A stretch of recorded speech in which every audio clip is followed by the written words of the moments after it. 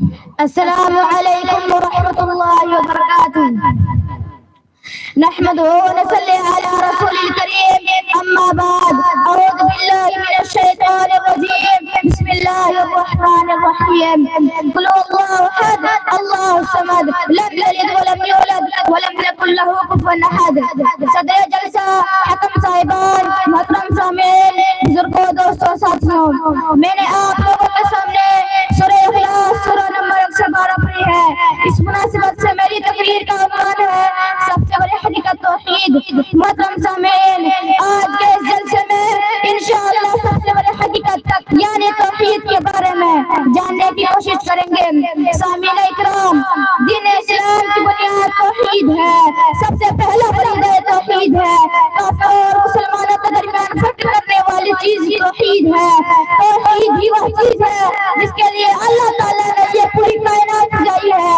توحید ہی وہ چیز ہے جس کے لیے اللہ تعالیٰ نے تمام انسانوں اور جناتوں کو پیدا کیا ہے۔ توحید ہی وہ چیز ہے جس کی طرف لوگوں کو بلانے کے لیے اللہ تعالیٰ نے نبیوں اور رسولوں کا سلسلہ جاری فرمایا ہے۔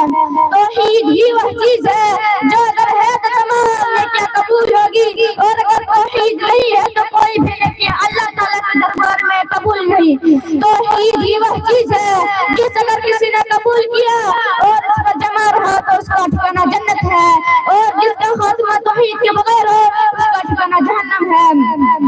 تمام نبیوں نے کلمہ توحید کی طرف دعوت دی اور شرک سے روکا۔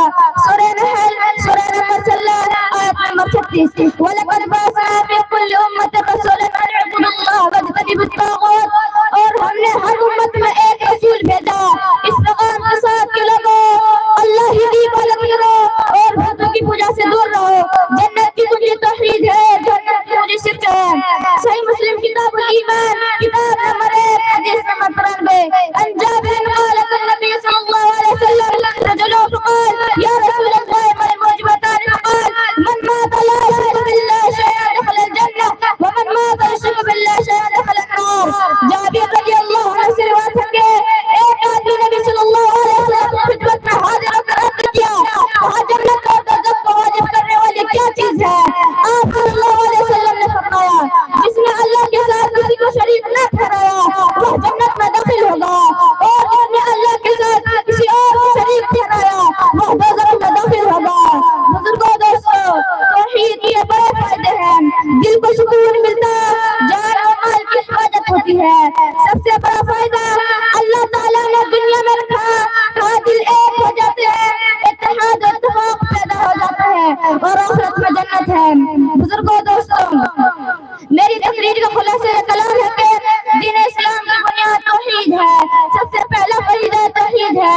کافروں اور مسلمانوں کے درمیان فرق کرنے والی چیز توحید ہے۔ توحید ہی وہ چیز ہے جو اگر ہے تو تمام نیکیاں قبول ہوگی، اور اگر توحید نہیں ہے تو کوئی بھی نیکیاں اللہ تعالیٰ کے دربار میں قبول نہیں۔ اب میں اپنی تقریر کو ختم کرتا ہوں ایک آیت سے، سورہ